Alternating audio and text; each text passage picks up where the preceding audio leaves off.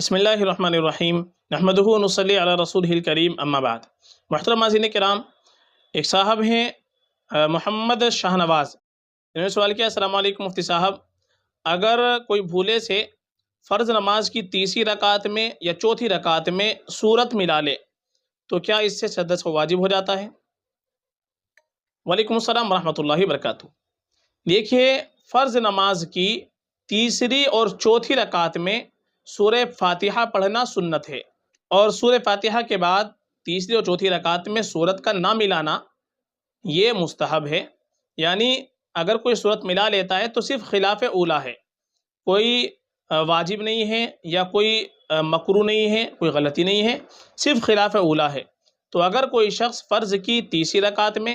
یا فرض کی چوتھی رکعت میں سورہ فاتحہ پڑھنے کے بعد بھولے سے کوئی سورت ملا لیتا ہے تو اس سے نماز میں کوئی سجدہ سہو وغیرہ واجب نہیں ہوتا، چونکہ سورہ فاتحہ کا پڑھنا سنت ہے اور اس کے بعد میں کوئی سورت کا نہ ملانا یہ مستحب ہے۔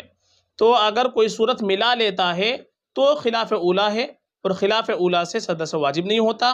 بلکہ کسی واجب کے اندر تاخیر کرنے کی وجہ سے یا اسی طریقے سے کسی واجب کا ارتکاب کرنے کی وجہ سے سجدہ سہو واجب ہوتا ہے، اس لیے سجدہ سہو اس کے اندر واجب نہیں ہے۔ تو آپ نے جو شکل پوچھی ہے، کوئی تیسری رکعت میں یا چوتھی رکعت میں سورہ فاتحہ کے ساتھ سورت ملا لے دھوکے سے تو اس میں کوئی سجدہ سہو واجب نہیں ہوتا، بنا سجدہ سہو کیے ہی نماز ہو جاتی ہے۔ اور اگر کوئی سجدہ سہو کر لیتا ہے بھولے سے، بہت سی مرتبہ ایسا ہوتا ہے مسئلہ معلوم نہیں ہوتا اور اس نے سورہ فاتحہ کے بعد سورت ملا لی تھی اور اس کے بعد میں سجدہ سہو کر لیا، تو اس سے بھی نماز میں کوئی فرق نہیں پڑتا، اگر کر لیا ہے تو نماز پھر بھی ہو جائے گی، لیکن نہ کرنا بہتر ہے چونکہ سجدہ سہو واجب نہیں ہوتا ہے۔ فقط واللہ اعلم۔